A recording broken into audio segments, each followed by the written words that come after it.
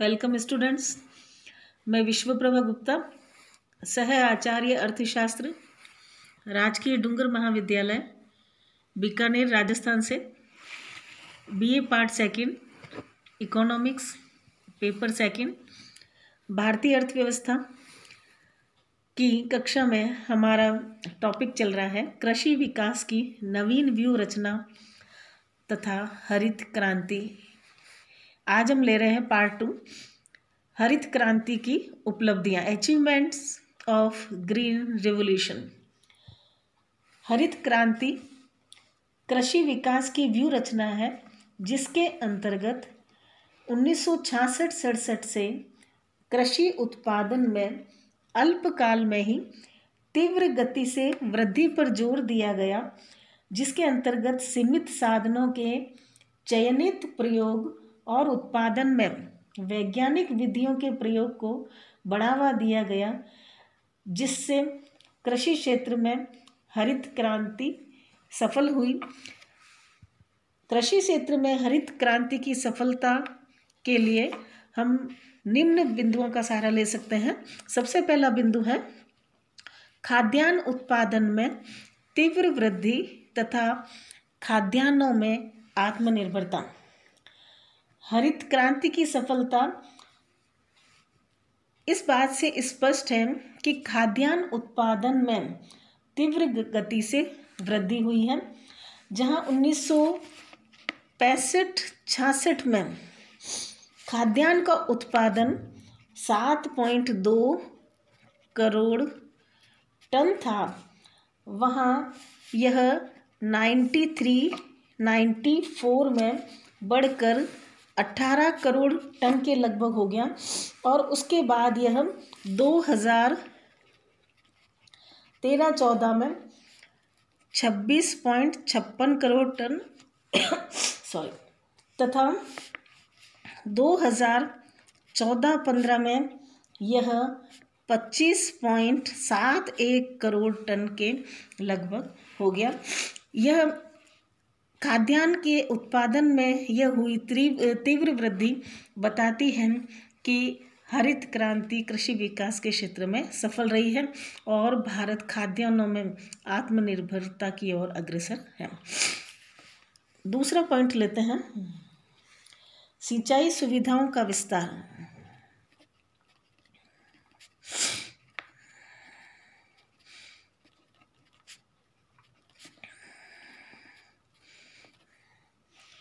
हरित क्रांति की सफलता के कारण सिंचित क्षेत्र में भी तेजी से वृद्धि हुई है, जहां 1965-66 में कुल सिंचित क्षेत्र 3.22 करोड़ हेक्टेयर था, वह बढ़कर 2003-04 में 9.5 करोड़ हेक्टेयर होने का अनुमान लगाया गया। 2008-09 में यह बढ़कर 9.8 करोड़ हेक्टेयर हो गया तथा 2014-15 में यह 11 करोड़ हेक्टेयर के लगभग हो गया, जो ये बताता है कि हरित क्रांति के फलस्वरूप सिंचाई सुविधाओं में भी विस्तार हुआ है। तीसरा पॉइंट है औद्योगिक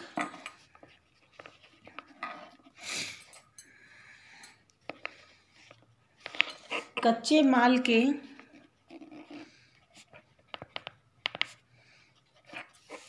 उत्पादन में वृद्धि। हरित क्रांति के कारण पिछले 45 वर्षों में तिलहन का उत्पादन लगभग 5 गुना, गन्ने का उत्पादन लगभग 3 गुना तथा जूट का 2 गुना और कपास का उत्पादन बढ़कर 7 गुना हो गया है। इससे जहां एक और औद्योगिक माल के निर्यात की संभावनाएं बढ़ी, वहीं दूसरी ओर आयात प्रतिस्थापना को भी बढ़ावा मिला है।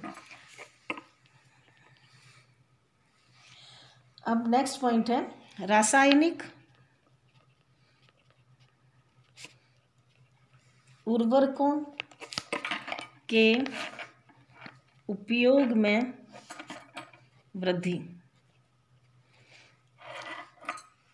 पिछले वर्षों में रासायनिक उर्वरकों के उपयोग में भी क्रांतिकारी रूप से वृद्धि हुई है, जहां 1965-66 में 1965-66 में रासायनिक खादों का उपयोग 7.6 लाख टन था।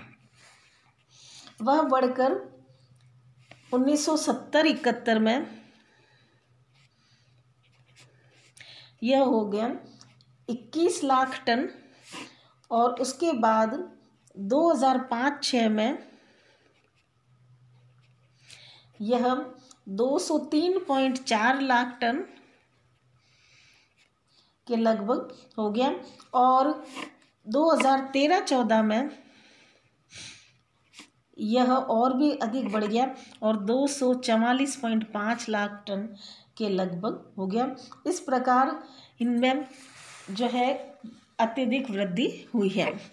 नेक्स्ट, पौध संरक्षण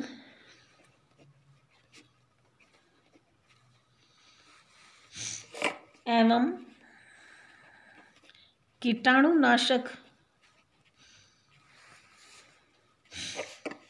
दवाइयों के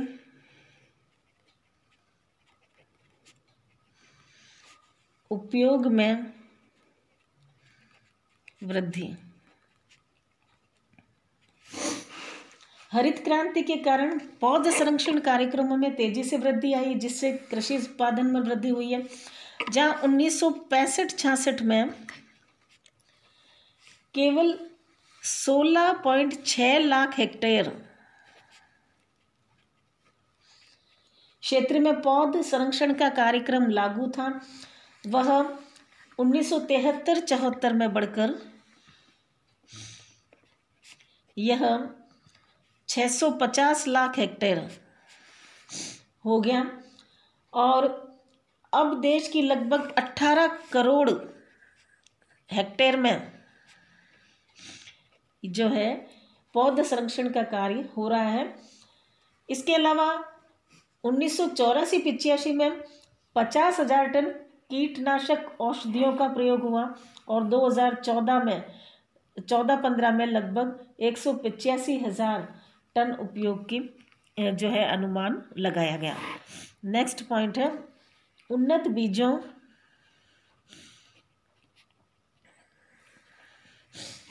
तथा अधिक उपज देने वाली फसलों का क्षेत्र विस्तार।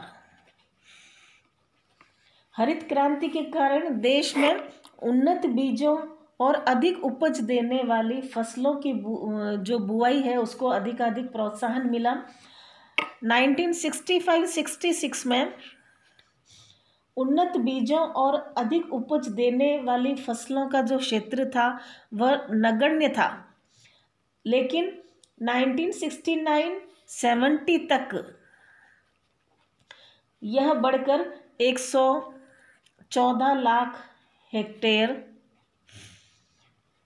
हो गया और 2008-09 तक यह 900 लाख हेक्टेयर के लगभग हो गया।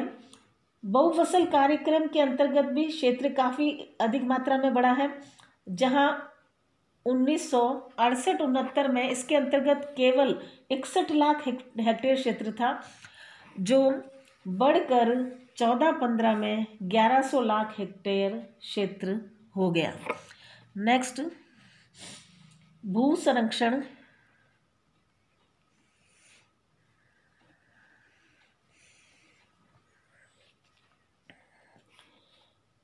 तथा चकबंदी को प्रोत्साहन। हरित क्रांति की सफलता इस बात में निहित है कि अब तक 500 लाख हेक्टेयर क्षेत्र में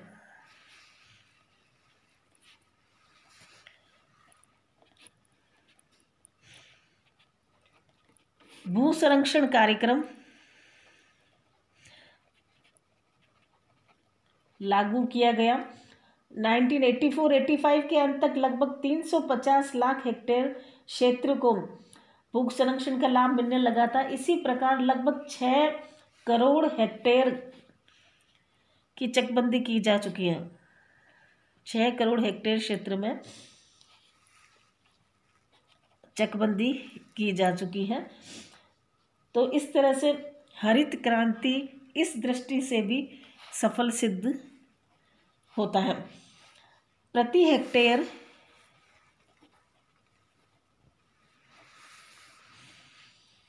उत्पादन में वृद्धि।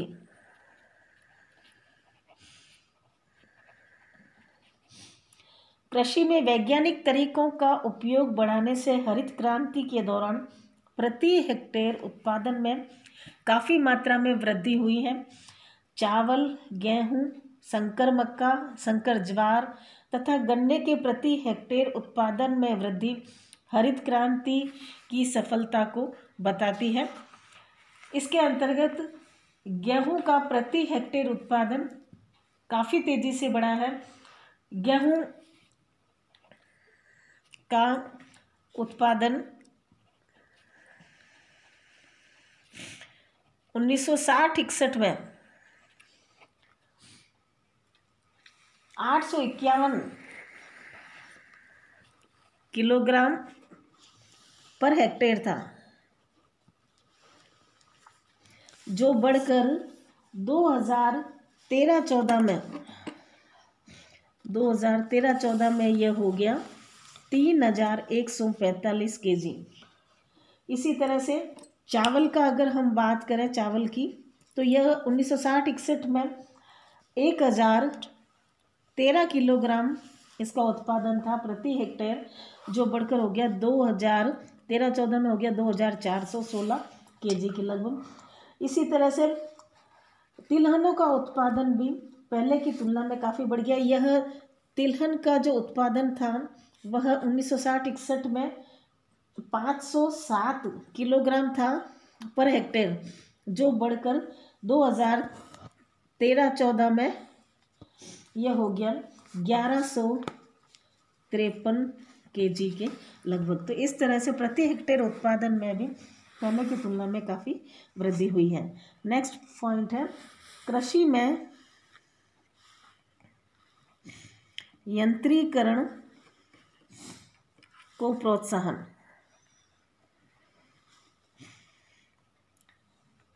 हरित क्रांति के कारण कृषि में मशीनीकरण, यंत्रीकरण को काफ़ी बढ़ावा दिया गया है।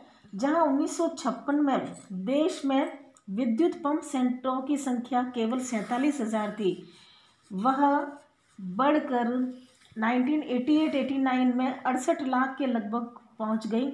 इसी तरह से 2002-2003 के अंत तक विद्युत पंप सेटों की संख्या 145 लाख के लगभग पहुंच गई और लगातार इन कृषि यंत्रों का उपयोग करने के कारण खाद्यान्न उत्पादन में काफ़ी वृद्धि हुई। तो कृषि के यंत्रीकरण कृषि का जो यंत्रीकरण किया गया उससे कृषि विकास को बढ़ावा मिला है। नेक्स्ट, निर्यात वृद्धि तथा आयात प्रतिस्थापन में उपयोगी। हरित क्रांति से जहां एक और कृषिजन्य पदार्थों के आयातों में कमी हुई है, वहां देश में उनके बढ़ते उत्पादन से हम निर्यात वृद्धि की ओर अग्रसर हुए हैं। इससे हमें विदेशी मुद्रा के अर्जन में भी सहायता मिली है और हमारा विदेशी विनिमय संकट भी दूर हुआ है। 2001-2002 में कृषिजन्य पदार्थों का निर्यात जहां 29,312 करोड़ रुपए का रहा, वह बढ़कर 2013-14 में 2,00,00 60,953 करोड़ रुपए का रहा, जो बताता है कि हरित क्रांति के कारण हमारे निर्यातों में वृद्धि हुई है और आयातों में कमी हुई है, जिससे हमारा व्यापार संतुलन पक्ष में होने में हमें सहायता मिली है। नेक्स्ट पॉइंट है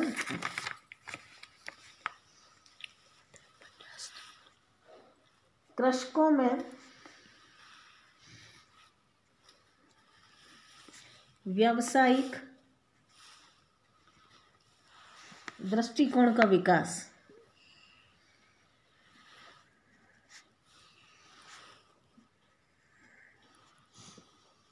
हरित क्रांति की सफलता किसानों में कृषि के प्रति परंपरागत जीविकोपार्जन दृष्टिकोण के स्थान पर व्यावसायिक दृष्टिकोण का विकास हुआ है, जो भावी कृषि विकास का आधार है। नेक्स्ट पॉइंट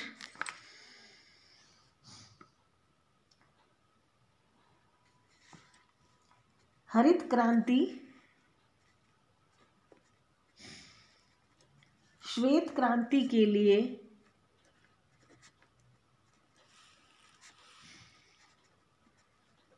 आधारशिला है।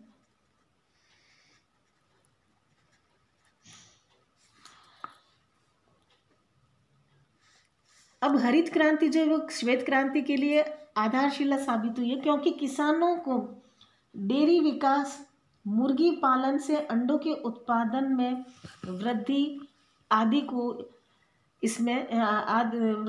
को इससे बल मिला है, जिससे इनके उत्पादन में भारी वृद्धि हुई है। तो इस तरह से हम देखते हैं कि हरित क्रांति कृषि विकास के लिए सफल सिद्ध हुई है। अब हरित क्रांति की कुछ विफलताएं या दुष्प्रभाव भी हैं, जिनको हम लेते हैं। हरित क्रांति की विफलताएं या दुष्प्रभाव। हरित क्रांति की कुछ विफलताओं के कारण इसकी आलोचना भी की जाती है। सबसे पहली आलोचना है या इसका दुष्प्रभाव है पिछड़े कृषि क्षेत्रों की उपेक्षा। हरित क्रांति के अंतर्गत केवल चुने हुए सिंचित क्षेत्रों को ही लिया गया, जबकि पिछड़े और असिंचित क्षेत्रों की उपेक्षा की गई। इसलिए हरित क्रांति का लाभ केवल पंजाब, हरियाणा, आंध्र प्रदेश, तमिलनाडु और मध्य प्रदेश के चुने हुए क्षेत्रों तक ही सीमित रहा, जबकि देश के अन्य कई राज्यों को यह लाभ नहीं मिला। तो यह जो नीति थी या यह जो स्ट्रेटेजी थी वह उचित नहीं रही, और इसके कारण सफलता भी सीमित क्षेत्रों तक ही रही। दूसरा पॉइंट है सीमित फसलें।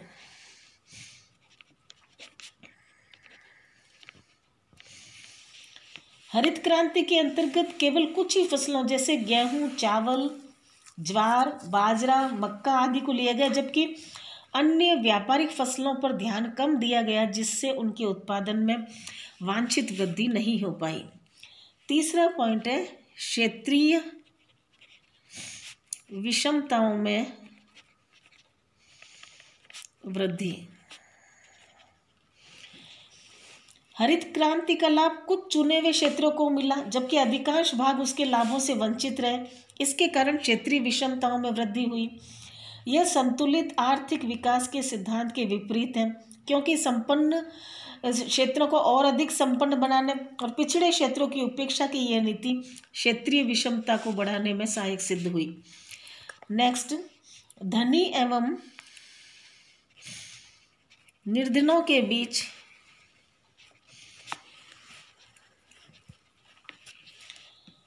असमानता में वृद्धि।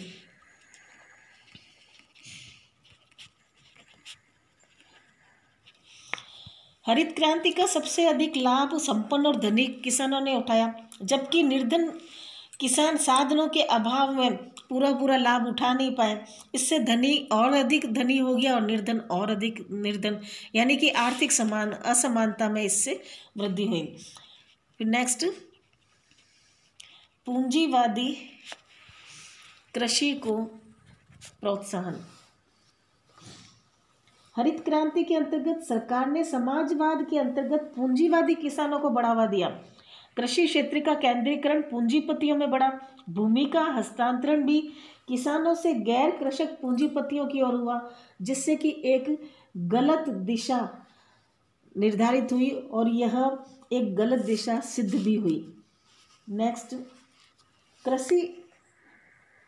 कृषि अनुदानों की पूर्ति एवं वितरण में भ्रष्टाचार को बढ़ावा।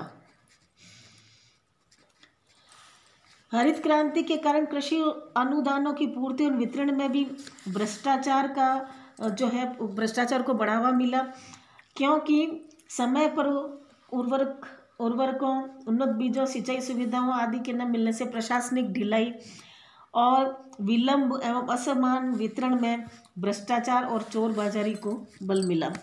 नेक्स्ट, उर्वरकों पर अनावश्यक बल। हरित क्रांति में रासायनिक उर्वरकों के प्रयोग पर सिंचाई से अधिक बल दिया गया, और जबकि सिंचाई के अभाव में उर्वरकों का प्रयोग ही निरर्थक है। ऐसी स्थिति में किसानों को उचित मार्गदर्शन नहीं मिला, जिससे अधिक मात्रा में उर्वरकों के उपयोग से फसलों को काफ़ी नुकसान भी हुआ।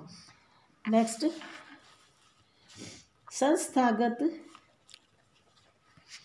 परिवर्तनों की उपेक्षा। हरित क्रांति के अंतर्गत सरकार ने तकनीकी परिवर्तनों पर काफ़ी ध्यान दिया, जबकि संस्थागत परिवर्तनों, भूमि सुधारों की उपेक्षा की। अतः दोषपूर्ण भूमि व्यवस्था तथा शोषित कृषकों के कारण तकनीकी परिवर्तन जितना लाभकारी सिद्ध हो सकते थे उतना हो नहीं पाए। तो इस तरह से हरित क्रांति की कुछ विफलताएं भी हमें नज़र आती हैं, और इसकी सफलता और विफलता से हम यह निष्कर्ष निकाल सकते हैं कि हरित क्रांति से कृषि उत्पादन में तीव्र वृद्धि हुई है, व्यावसायिक दृष्टिकोण तथा खाद्यान्नों में आत्मनिर्भरता का मार्ग प्रशस्त हुआ, किंतु इसके कारण क्षेत्रीय विषमता, धनिकों और निर्धनों के बीच आर्थिक खाई और सीमित सफलता आदि ने उसके महत्व को भी कम किया है। लेकिन फिर भी हम कहेंगे कि इससे हमें काफ़ी अधिक मात्रा में सफलता मिली है। हम खाद्यान्नों में आत्मनिर्भर हो गए और कृषि विकास को बढ़ावा मिला। अतः हरित क्रांति काफ़ी सफल रही है। इसके साथ ही हमारा टॉपिक ख़त्म हो जाता है। Thank you.